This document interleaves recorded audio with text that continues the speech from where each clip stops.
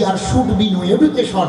পরশমণির ছোঁয়ায় যেরকম লোহা সোনায় পরিণত হয়, ঠিক তেমনি একজন শিক্ষক শিক্ষিকাদের জাদুর স্পর্শে অন্ধকার মন থেকে, অন্ধকার রাস্তা থেকে ওই মানুষটা আলো রাস্তায় ফিরতে পারে। এক মুহূর্তে আল্লাহর ওলির মোহাব্বতে, নেককার বান্দার মোহাব্বতে ওই মানুষটা আল্লাহওয়ালা হয়ে যেতে পারে। পারে কিনা জোরে বলেন। আপনার সঙ্গটা কার সঙ্গে ওটা জানতে হবে বাবা মার। যার সঙ্গে যে ঘোরে, যার সঙ্গে যে ঘুরে, ও দেখবেন কোনো চিটিংবাজ যদি থাকে, ওই চিটিংবাজের দালালও আছে, ওই চিটিংবাজটাও দালাল, ওই মাওলানাটাও দালাল। ওটা চিটিংবাজি ও সারাটা জীবন করে বেড়ায়, সে দাঁড়াতে পারে না সমাজের মধ্যে। বাবা মা, এখানে অনেক হাফেজ সাহেব আছে, বক্তব্য দিতে গেলে, মাওলানা হতে হলে, মুফতি হতে হলে প্রথম নাম্বার তাকে কোরআন সহি করতে হবে। কোরআন সহি নাই তুমি মুফতিগিরি দেখাও, কোরআন সহিটাকে তেলাওয়াত করতে হবে। বাপ জিজ্ঞেস করবেন, আমি যখন চলে যাব হাফিজদেরকে জিজ্ঞেস করবেন যে আব্দুল মোতালেব বলছে মাওলানার প্রথম পরিচয় কোরআনটাকে সহি করতে হবে। কি জোরে বলেন, কোরআনটাকে সহি পড়তে হবে। তো মক্কার বুকে তোফায়েল জিন্নুর নামে একটা লোক এসেছে নবীর দেখা করতে। আবু জেহেল বলে খবরদার মুহাম্মদের কাছে যাস না। বলে কেন? যে মুহাম্মদের কাছে গেলে লোকটা জাদু জানে, এমন জাদু তোকে কলেমা পড়াইয়া দেবে। শয়তান তো। আব্বা তোফাইল জিন্নুর ভাবছে না আমি যাব, দেখি মুহাম্মদ লোকটা কেমন। তোফাইল জিন্নুর জ্ঞানী মানুষ, তিনি কানের মধ্যে তুলো ঢুকে দিয়েছে। তুলো, যে মুহাম্মদ সাল্লাল্লাহু আলাইহি সাল্লাম যখন কথা বলবে আমি কানের মধ্যে তুলো ঢুকিয়ে দিব। আমি তার কথা শুনবো না? কি করবে না জোরে বলেন? তার কথা শুনবো না। তিনি নবীর কাছে যাচ্ছেন, আল্লাহর নবীর কাছে যাচ্ছেন। আল্লাহর নবীকে গিয়ে বলছেন, ওগো মুহাম্মদ তুমি নাকি বলে নবী? আল্লাহ নবী চোখের পানি ছেড়ে দিলেন, ডাক দিয়ে বলে আমাকে, আমি তো নিজে নবী হই নাই, আমার আল্লাহ পাক আমাকে নবুয়তি দিয়েছে। মোহন যদি দিতে হয় নবীকে দিও, জোরে জোরে। মোহন যদি দিতে হয় নবীকে দিও, ভালো যদি বাসতে হয় নবীকে বাসো, আহ নবীকে বাসো। আমার আব্বা জানেরা, তোফাইল জিন্নুর বলছে, ওগো মুহাম্মদ আমি আরবের বুকে বিশ্ববিখ্যাত কবি, আমি কবিতা পড়ছি, আপনি শোনেন। নবী বলে আচ্ছা পড়ো। ওই তোফাইল জিন্নুর একগুচ্ছ কবিতা পড়লেন, কবিতা পড়লেন। নবী এবার বলছে, এই তোফাইল এবার তোমার কবিতা পড়া হয়েছে, এবার আমি পড়ছি তুমি শোনো। সুবহানাল্লাহ। আমি পড়ছি তুমি শোনো। তোফাইল জিন্নুর বড় চালাক মানুষ, তিনি কানের মধ্যে তুলো ঢুকিয়ে দিলেন। নবীর কথা যাতে করে আমার কানের ভিতরে না যায়। আল্লাহর নবী এবার পড়ছেন, কুল আউযু বিরাব্বিল ফালাক মিন শাররি মা খালাক ওয়া মিন শাররি গাসিকিন ইযা ওয়াকাব ওয়া মিন শাররিন নাফাসাতি ফিল উকাদ ওয়া মিন শাররি হাসিদিন ইযা হাসাদ। আল্লাহর নবী যেমনি পড়েছেন, সঙ্গে সঙ্গে তুফাইল জিন্নুর থরথর করে কাঁপতে কাঁপতে আমার নবীর পায়ে পড়ে কলেমা পড়ে মুসলমান হয়ে গেছে। নারে তাকবীর, হাত তুলে বলেন নারে তাকবীর। কি হয়ে গেছে? মুসলমান হয়ে গেছে। আল্লাহর নবী জোর করে জীবনে কাউকে কলেমা পড়ায় নাই, তরবারির চকচকানা দেখাইয়া নবী আমার ধর্মান্তরিত করে নাই। যারা বলে those who say are not right but Muhammad like a lamb lapis the light that he carried through the darkness of the world। কারণ নবী যদি খারাপ হতো, অন্যায়কারী হতো, পৃথিবীর সমস্ত ধর্মগ্রন্থের মধ্যে আমার নবীর নামটা থাকতো না। জোরে বলেন সুবহানাল্লাহ। বলবেন মাওলানা সব ধর্মগ্রন্থে আছে, আমি বলবো আছে। পৃথিবীর প্রথম সাহিত্য যার নাম ঋগ্বেদ, বেদ চারটা, ঋগ, সাম, যজু, অথর্ব। এই ঋগ্বেদের দ্বিতীয় খণ্ডে 15 নম্বর শ্লোকের মধ্যে আমার নবীর নামটা আছে। জোরে বলেন সুবহানাল্লাহ। মন্ত্রটা শুনে যান। জোরাধ্রস্য চৌদিতা জো ব্রাহ্মণ্য নাধ মানুষ্য কিরে। উক্ত ব্যক্তিকে সেখানে কিরি নামকরণ করা হয়েছে। কিরি, কিরি মানে ঈশ্বরের উপাসক, ঈশ্বরের উপাসক। আমার আব্বা জানেরা, আমার নবী মুহাম্মদ মুস্তাফা সাল্লাল্লাহু আলাইহি ওয়াসাল্লাম, আমার নবীর আরো একটা নাম হচ্ছে আহম্মদ। নূর নবী, নূরের কিতাব, ওই কিরণ, ওই বইটার মধ্যে লেখা আছে আহম্মদ মানে হলো ওই মুহাম্মদ। আহম্মদ মানেই হচ্ছে ওই কিরি নামা মানের যে মানে, আহম্মদ কথাটার মানেও হচ্ছে ওই একই মানে। আব্বা, এটা ম্যাকলিগঞ্জ শহর এলাকা, সামনে আমাদের পুলিশ প্রশাসন, সামনে আমাদের ডিএম অফিস, তাই না? ডিএম অফিস সামনে আছে না? ডিএম অফিস সামনে আছে, পুলিশ প্রশাসন আছে। বাবা মা, আজকে আমার বক্তব্য হচ্ছে হিন্দু মুসলমান জাতি ধর্ম নির্বিশেষে আজকের আলোচনা। হিন্দু ভাই যারা আছে তারা মন্দিরে পুজো দেবে, মুসলমান মসজিদে নামাজ পড়বে, কারণ শান্তি তখন আসবে মানুষ যখন ধর্মের সঠিক জায়গায় পৌঁছাতে পারবে। মুসলমান যদি ধর্মের সঠিক জায়গায় পৌঁছায় তাহলে মারামারি করবে না। হিন্দু ভাই যদি গীতা রামায়ণ বেদ পড়ে তাহলে ধর্মের সঠিক জায়গায় পৌঁছাবে। কবিতায় বলছেন, ওরে মন্দিরে না থাকিন হরি, মসজিদতি আল্লাহ পাক। এখন হরি মানে কি তাও তো মুসলমান বোঝে না। হরির উপরে হরি, হরি দেখে তাই হরিতে দেখিয়া হরি হরিতে লুকায়। বলে বুঝলাম না। ব্যাঙের আর এক নাম হচ্ছে হরি, সাপের আর এক নাম হচ্ছে হরি, কুচুরি পানার আর এক নাম হচ্ছে হরি, এই পানির আর এক নাম হচ্ছে হরি। ব্যাং, কুচুরি পানা ছিল পানির উপরে, ওই কুচুরি পানার উপরে একটা ব্যাং বসেছিল। ব্যাং ব্যাং ব্যাং বসেছিল। ব্যাং বসে আছে। বাপ শোনেন, তারও ধ্যান দেখে ভাববেন না যে লোকটা দরবেশ। তার চোখের পানি দেখে এই কি কান্না কান্না ওয়াজ করেছে রে, দারুণ ওয়াজ। আরে কান্না তো কুমিরও করে, কুমির দেখে সবসময় কাঁদে, চোখ দিয়ে পানি ফেলে। কেন জানেন? অন্য প্রাণী চিন্তা করে রে বেসরা কাঁদে রে, বেসরা বোধহয় বিপদে পড়েছে। যখন বগলে যায় কুমির গপ করে তাকে গিলে ফেলে। কুমির তাহলে কান্না করে শিকার ধরার জন্য, আর দরবেশিয়া দেখায় ধ্যান করে কে জানেন? বিড়াল, ইঁদুর ধরার জন্য। বিড়ালও দেখবেন ধ্যান করে। ভাববেন না যে ধ্যান করলেই দরবেশ, আর কাঁদলেই এখানে একদম সেই পাকাপোক্ত ইমানদার। না বাপ, হ্যাঁ জ্ঞানী মানুষ। আজকে আপনাদের এমন কথা বলবো, কারণ ইসলাম তো একটা অন্য। আমাদের যারা কলেজ ইউনিভার্সিটিতে যারা স্কুলে পড়েন, মুঘল সম্রাটের গৃহ শিক্ষক যার নাম বৈরাম খাঁ, তিনি একদিন ঘোড়ার পিঠে চড়ে কোথাও যেন যাচ্ছিলেন। কিসের পিঠে? জোরে বলেন। ঘোড়ার পিঠে। সুন্দর তার পোশাক, শরীরে যাচ্ছে। একটা অমুসলমান তাকে হঠাৎ করে জল কাদা দিয়ে ঢিল দিয়েছে। তো যেমনি ঢিল দিয়েছে, বৈরাম খাঁর সমস্ত শরীরটা নোংরা হয়ে গেল, জামা কাপড়। সৈন্যদের বলছে যাও তাকে ধরো। ছেলেটা প্রাণের ভয়ে পালায়। ছেলেটা জানে যে মুসলমানের তো তরবারি, মুসলমানের যে পেঁয়াজি খাওয়া গরম, কল্লা কেটে দিবে। কিন্তু আসলে তা না বাপ। ঢুকে দেখো মুসলমান। মুসলমান হচ্ছে ইসলাম মানে শান্তি। ইসলাম মানে কি? জোরে বলে শান্তি। মুসলমান কল্লা কাটে না, মুসলমান দেশদ্রোহী হতে পারে না। মুসলমান দেশ সাজিয়েছে এই ভারতবর্ষের বুকে। মুসলমানেরা 800 বছর ধরে রাজত্ব করেছে, কিন্তু মুসলমান এই ভারতকে শোষণ করেনি। আজকে প্রধানমন্ত্রী নরেন্দ্রজি যেখানে পতাকা উত্তোলন করে, সেটাও তো আমার মুসলমান তৈরি করেছে। জোরে বলেন সুবহানাল্লাহ। দিল্লির লালকেল্লা মুসলমান বানিয়েছে, যন্তর মন্তর কুতুব মিনার মুসলমান বানিয়েছে, জামে মসজিদ মুসলমান বানিয়েছে, তাজমহল মুসলমান বানিয়েছে। যেখানে লক্ষ লক্ষ টাকা ভারতবর্ষের সরকার ইনকাম করে, মুসলমান বানিয়েছে। মুসলমান দেশ প্রেমিক হবে, মুসলমান দেশের জন্য রক্ত দিবে, মুসলমান দেশের ক্ষতি হতে দেবে না। কিন্তু ইংরেজরা এই ভারতবর্ষ প্রায় 200 বছরের কম সময় রাজত্ব করে তারা দেশকে শোষণ করেছে। ইংরেজ দেশ শোষণ করে, মুসলমান দেশ বানায়। এই ভারতবর্ষের বুকে হিন্দু ভাইয়ের যতটা অধিকার আছে, মুসলমানের ততটা অধিকার আছে। হিন্দু ভাই মন্দিরে পুজো দেবে, মুসলমান মসজিদে কি পড়বে? জোরে বলেন, নামাজ পড়বে। আওয়াজ দেন, কি পড়বে? নামাজ পড়বে। আমার আব্বা জানেরা, তাহলে ওই ব্যাংকটা ছিলেন কচুরি পানার উপরে, মনে আছে না নাই?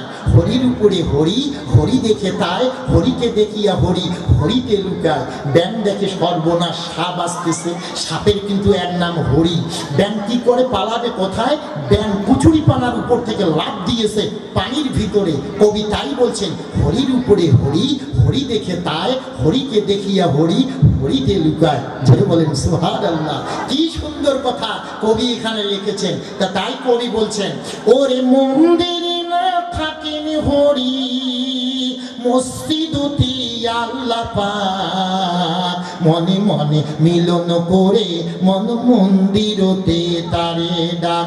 আল্লাহ থাকে এই হৃদয়ে, ও হৃদয় কৃষ্ণ কালার বাসর থান, এই হৃদয়ে ব্যথা দিলে সব ইবাদত যায় বিফল।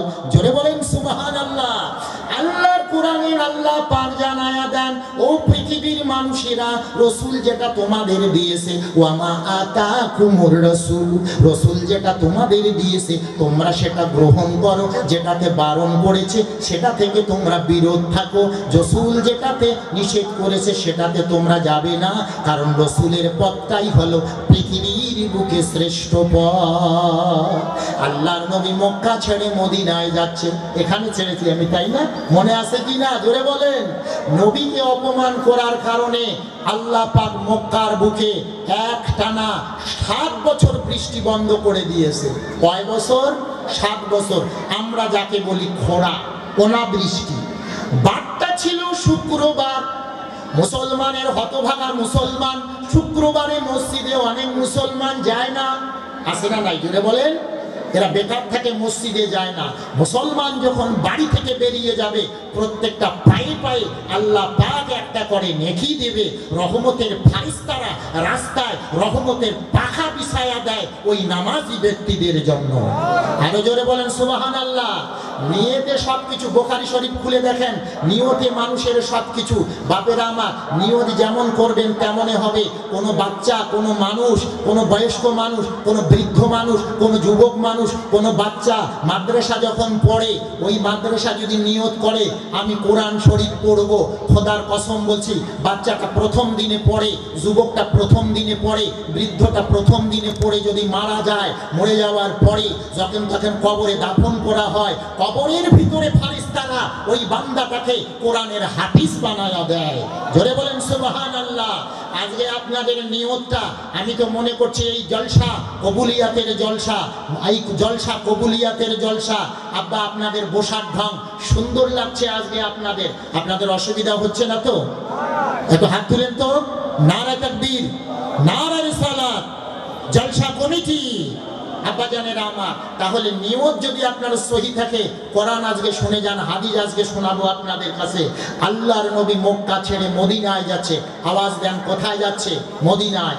তৈরিকৃত আমরা ইসলাম পেয়ে আমরা ঢং করি, আমরা নানান দিকে চলে যাই, আমরা কোরআন পড়ি না, আমরা নামাজ পড়ি না। কবি বলছেন তাই দেখেন, নবী মুস্তাফা কত কষ্ট পায়, মারলো পাথর কাফির একদিন ওর নবীর গায়, নবী মুস্তাফা কত কষ্ট পায়। জোরে জোরে বল, নবী মুস্তাফা কত কষ্ট পায়। ইসলাম প্রচার করতে নবী তাইফ যায়, নবী মুস্তাফা কত কষ্ট পায়। আমার সোনার যুবকেরা, আল্লাহর নবী মক্কা ছেড়ে মদিনায় চলে যাচ্ছেন। প্রচন্ড প্রচন্ড রৌদ্র, মরুভূমি জায়গা, গাছপালা নাই কোথাও, তো কোনো বাড়ি ঘর নাই। এই আব্বা জানেরা, নবী কত কষ্ট করেছেন, কত রক্ত ঝরিয়েছেন, নবী কত মার খেয়েছেন, নবীর দন্ত মোবারক পর্যন্ত শহীদ হয়েছে। বাপেরা আমার, জন্মভূমি ছেড়ে নবী যখন যাচ্ছে, বারংবার পিছনে ফিরিয়ে তাকান। সিদ্দিকে আকবর আবু বকর বলছে, হুজুর আপনি বারংবার কেন ফিরিয়ে তাকান? আল্লাহ নবী বললেন, আবু বকর, এটা আমার জন্মভূমি, এটা আমার মায়ের দেশ, আমার জন্মভূমি ছেড়ে আমার যেতে মন চায় না রে আবু বকর, কিন্তু মক্কার অবু সন্তানেরা আমায় থাকতে দিল না, তাই আমাকে মক্কা ছেড়ে মদিনায় চলে যেতে হচ্ছে। আল্লাহর নবী সিদ্দিকে আকবর আবু বকরকে নিয়ে যখন ওই মদিনার দিকে যাচ্ছে, উত্তপ্ত মরুভূমি, বালু রাস্তা, প্রচন্ড গরম, আকাশটা মনে হয় এত পরিষ্কার হয়েছে। আল্লাহর নবীর সাহাবী আবু বকর ডাক দিয়ে বলে, হুজুর গো, বাড়িতে আমি বিবি বাচ্চা রেখে এসেছি, অনাহারে বাড়ি থেকে বেরিয়েছি, হুজুর আপনার সঙ্গে আমি রয়েছি হুজুর, আমার যে বড় ক্ষুধা লেগেছে, আমি যে চলতে পারছি না, কথা বলতে পারছি না, পানির পিপাসাও লেগেছে। নবী বলে, আবু বকর, পাশে দেখো না কোথাও বাড়ি আছে নাকি? হঠাৎ করে পাশে দেখা যায় একটা কুঁড়ে ঘর। আল্লাহর নবী বললেন, চলো ওই ঘরের কাছে যাই। এই মুসলমানের যুবক যারা মেহফিল সাজিয়েছেন, নবীর কাছে 15 বছর, 20 বছর, 25 বছরের যুবকেরা কলেমা পড়ে মুসলমান হয়েছে। ওই মানুষের বাপেরা নবীর বিরোধিতা করত, যুবকেরা বাড়ি ছেড়েছে, জমি জায়গা ছেড়েছে, আত্মীয় স্বজন তামাম ছেড়ে খালি হাতে পায়ে আল্লাহর নবীর কাছে যুবকেরা কলেমা পড়ে মুসলমান হয়েছে। সিদ্দিকে আকবর আবু বকর বলে, হুজুর আমার পিপাসা লেগেছে। আল্লাহর নবী বললেন, চলো না ওই বাড়িতে যাই। বাড়ির কাছে গিয়ে ডাক দিলেন, ঘরের ভিতর থেকে একটা মেয়ে লোক, মায়েরা আমার, বুবুরা আমার, ও সোনা বোনেরা, ইসলামে আপনাদের মর্যাদা কত বড়, শুনলে অবাক হয়ে যাবেন। কোরআন বলে দেয় কত সুন্দর কথা। আজকে আল্লাহর নবী কি বলে গেছেন? মোহসেনা, মুমিনিনা, সলেহিনা, সবেরিনা, সুন্দর নামগুলো আল্লাহ পাক ওই নারী জাতিকে দান করেছেন। আল্লাহর নবী বাড়ি ওই ঘরের কাছে গিয়ে যেমনি আওয়াজ দিলেন, ঘরের ভিতর থেকে একটা মেয়ে লোক, এত সুন্দর তার চিকন আওয়াজ, মধুর মাখা কথা। মায়েরা বাড়িতে যখন কথা বলবেন জোরে বলবেন না, আপনার গলার আওয়াজ যেন বাইরে না যায়। মা মা আপনার স্বামীটা যখন বাড়ি ফিরবে, মা আস্তে করে হাসিতে হাসিতে স্বামীর বগলে বসায়া, স্বামীর কাছে একটা গামছা নিয়া, একটা রুমাল নিয়া যদি স্বামীর শরীরের ঘামগুলো মুছে দেন, দরদি নবী বলে ওই মহিলাটার আমাল নামায় আল্লাহ পাক একটা কবুল হজের সওয়াব দিয়ে দেয়।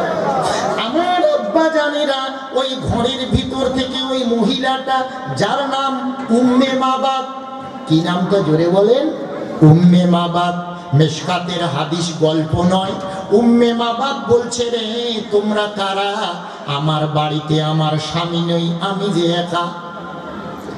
আল্লাহর নবী ডাক দিয়ে বললেন, মা আমরা মক্কা থেকে এসেছি, মা আমরা মদিনায় যাব, আমার সাহাবীটার বড় ক্ষুধা লেগেছে, মা একটু পানি থাকলে দাও না, মা পান করবে। ওই ঘরের ভিতর থেকে উম্মে মাবাদ ডাক দিয়ে বলে, এই মক্কার পথিক, ঘরে কোনো পানি নাই, ঘরে কোনো খাবার নাই, আমি ঘরে একা আছি, আমার স্বামী ছাগল নিয়ে গেছে পাহাড়ের কিনারে, সন্ধ্যা সময় বাড়ি ফিরবে বকরি নিয়া, ওই বকরির দুধ দহন করবে, ঝর্ণা থেকে পানি আনবে, তা আমরা পান করব, ঘরে কোনো খাবার নাই। আল্লাহর নবী ডাক দিয়ে বলে, মা তোমার উঠানের কাছে একটা ছাগল পড়ে আছে, রুগ্ন ছাগল, মা অনুমতি দাও, মা ছাগলটা থেকে দুধ দহন করি। মহিলাটা বলছে, তোমরা পাগল নাকি? তোমরা পাগল নাকি? এটা তো রুগ্ন বকরি, দাঁড়াতে পারে না, চলতে পারে না, কোন সময় মরে যাবে, যার কারণে আমার স্বামী রেখে গেছে। আল্লাহর নবী বললেন, মা তুমি অনুমতি দাও। মহিলাটা অনুমতি দিলেন। আল্লাহর নবী বললেন, মা তুমি একটা পাত্র দাও, মানে ভাড়া দাও। একটা ভাড়া দিলেন। আল্লাহর নবী বলছেন, না না, তুমি তুমি একটা বড় ভাড়া দাও, বড় পাত্র দাও। সুবহানাল্লাহ। মহিলাটা মনে মনে রেগে গেছে, যেটা কোন পাগল মানুষ, ছোট ভাড়া পাত্রটার দুধ হবে না, বড় ভাড়া চাচ্ছে। আল্লাহর নবী বড় পাত্রটা হাতে নিয়ে যেমনি বকরিটার গায়ে হাত দিয়েছে, সঙ্গে সঙ্গে রুগ্ন বকরিটা দাঁড়িয়ে গিয়ে মানুষের ভাষায় আল্লাহর নবীকে সালাম দিয়েছে। নারে তাকবীর! নবীকে সালাম দিয়েছে। আল্লাহর নবী বললেন, রে বকরি, তুমি আমারে চিনছো কি করে? তুমি আমারে চিনছো কি করে? তুমি যে সালাম দিলে। ওই বকরিতে বলে, হুজুর চিনবো না তা কি? দুনিয়ার মানুষের জন্য আপনি শুধু নবী নন, দুনিয়ার তামাম প্রাণীদের জন্য আল্লাহ পাক আপনাকে নবী করে পাঠিয়েছে। হুজুর আপনি কাজ করেন, আমি ওলানের ভর সইতে পারছি না, আপনি দুধ দহন করেন। নবী পাত্রটা হাতে নিয়ে যেমনি ওলানে হাত দিলেন, অল্পক্ষণের মাথায় পাত্রটা দুধে ভর্তি হয়ে গেছে। আল্লাহর নবী দুধ এত দিলেন ওই বকরিটা, আল্লাহর নবী পান করলেন, সাহাবীকে দিলেন, সাহাবীকে দিলেন। বাকি দুধটুকু রেখে আল্লাহর নবী ওই মক্কা থেকে মদিনার দিকে বিকেল বেলা চলে গেছে। আল্লাহ যদি টাকা দিত গো, পথটা দেখে আসতাম কোন পথে মোর নবী হেঁটে গেছে। বাপেরা আমার, নবী যখন মদিনা চলে গেলেন, ওই মহিলাটার স্বামীর নাম আবু মাবাদ। কি নাম জোরে বলেন? আবু মাবাদ। সন্ধ্যার একটু আগে বাড়ি ফিরেছে। বাড়িতে ঢুকবার আগে ডাক দিয়ে বলে, বিবি, ও প্রাণের বিবি, আজকে বাড়িতে কিসের সুঘ্রাণ বইছে? এত সুঘ্রাণ জীবনে তো কোনোদিন দেখি নাই। বিবি বলে, প্রাণের স্বামী, বকরি ছাগল যা আছে বাইরে রেখে ঘরে আসেন, আমি সব ঘটনাগুলো বলছি। পুরাণের মধ্যে আছে, সুমতাং বিষ্ণু যশৌষা গর্ভে মাধবে মাসি বৈষ্ণবং বাসুদেবাঙ্গ গরাগীতি পুণ্য গন্ধা নীলি স্পৃশাম। পুরাণের মধ্যে আছে ওই কলকি অবতার, ওই মহামানব, ওই নূরের নবী, যিনি হায়াতুন নবী, যিনি সাফায়াতের কান্ডারি, যিনি রহমতের নবী। ওই নবী যখন রাস্তা দিয়ে বেরোবে, 3 মাইল দূর থেকে মানুষেরা বুঝতে পারবে এটা রহমতের নবী হেঁটে গেছে। তাই পুরাণের মধ্যে কথা বলা আছে। আমার আব্বা জান বিবি ঘরে ঢুকালেন, ঘরে ঢুকাইয়া বিবি চোখের পানি ছেড়ে দিয়ে বললেন, প্রাণের স্বামী, কি বলবো মনের কথা বলতে পারি না। আমি বিছানায় ঘুমিয়ে আছি দুপুরবেলা, হঠাৎ করে মক্কা শরীফ থেকে 2টা মানুষ আমার বাড়িতে খাবার চেয়েছে। স্বামী, নুরানি চেহারা 2টার মানুষ, ওই 2টো মানুষের মধ্যে একটা মানুষের কথা এত মিষ্টি, আল্লাহ পাক দুনিয়ার তামাম মিষ্টি ভাষা ওই মানুষটাকে দান করেছে। স্বামী গো, এত সুন্দর নুরানি চেহারার মানুষ জীবনে কখনো দেখি নাই। ওই মানুষটা আমার বাড়িতে এসে যখন এসেছে, স্বামী গো, আমার মন বলে তারা মানুষ নয়, আমার বাড়িতে আকাশের পূর্ণিমার চাঁদটা আমার বাড়িতে এসেছে।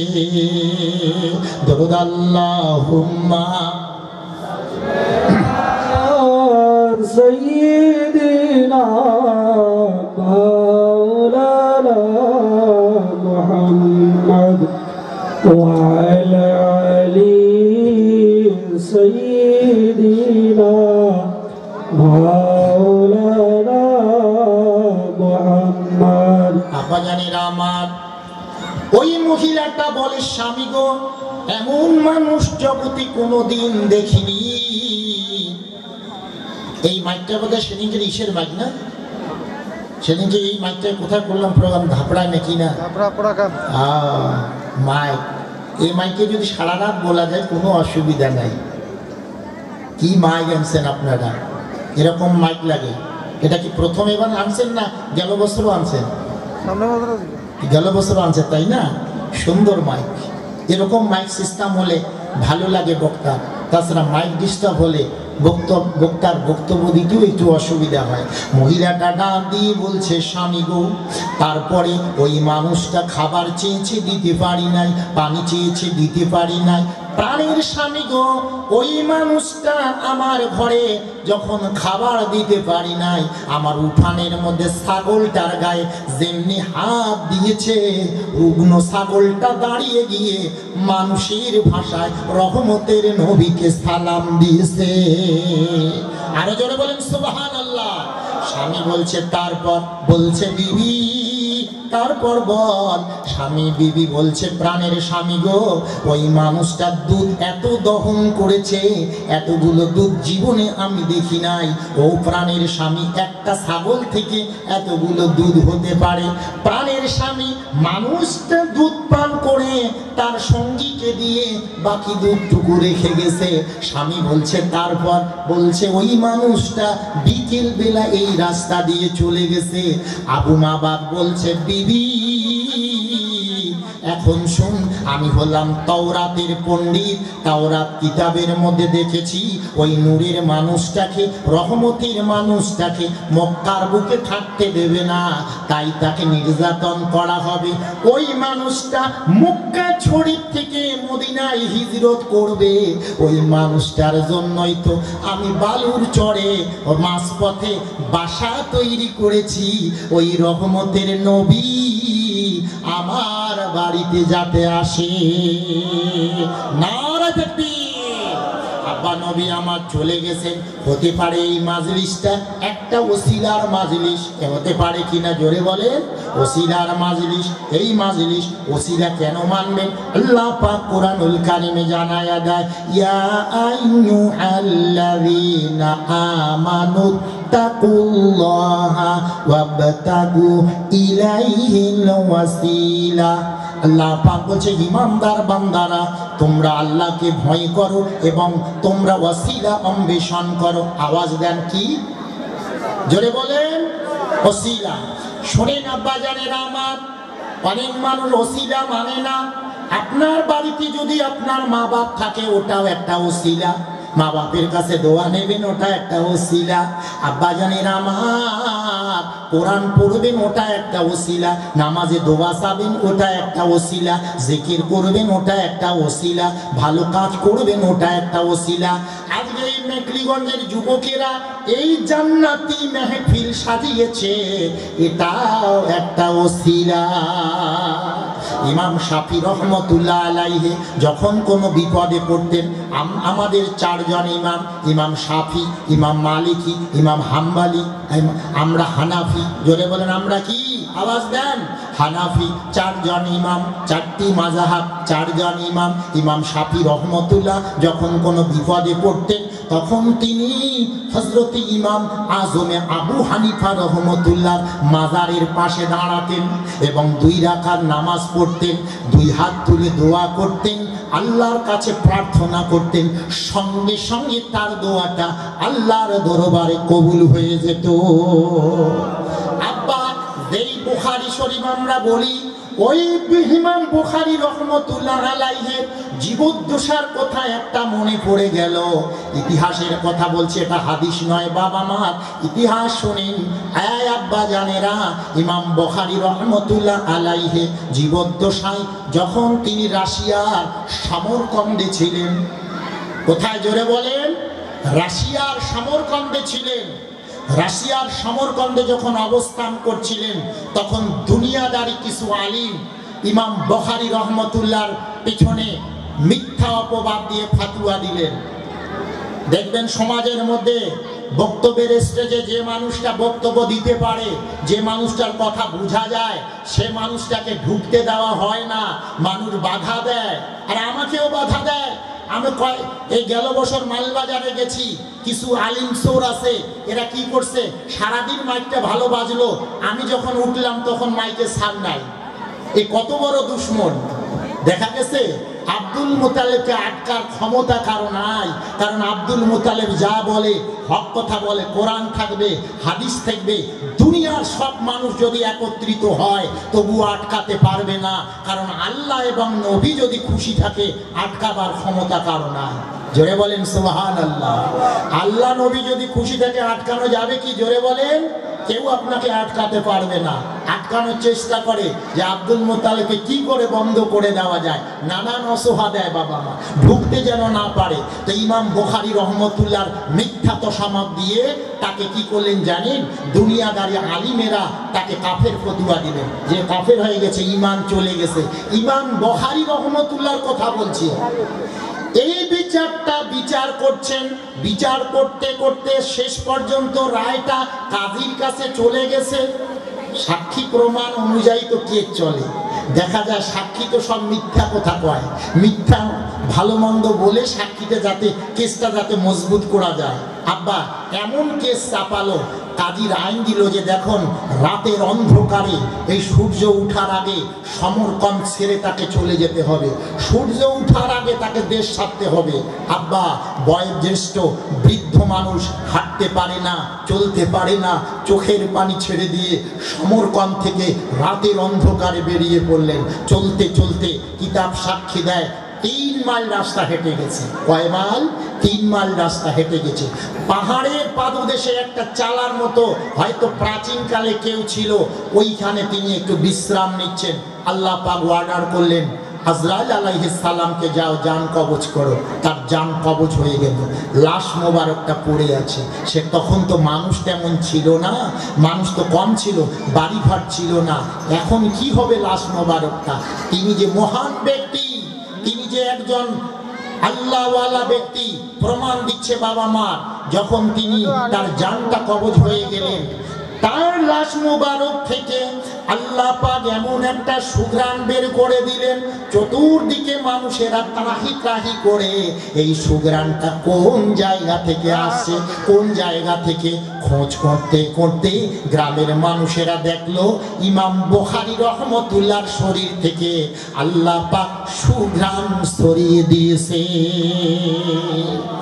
তাকে সেখানে দাফন করা হলো।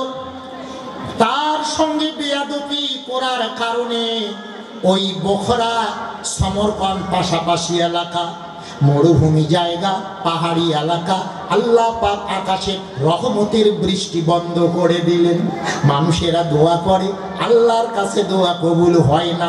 অনেক বড় দোয়া, ছোট দোয়া, যত দোয়া আছে সব দোয়া করে, যত হাফেজ মাওলানা মুফতি দোয়া করে, দোয়া কবুল হয় না, বৃষ্টি আসে না।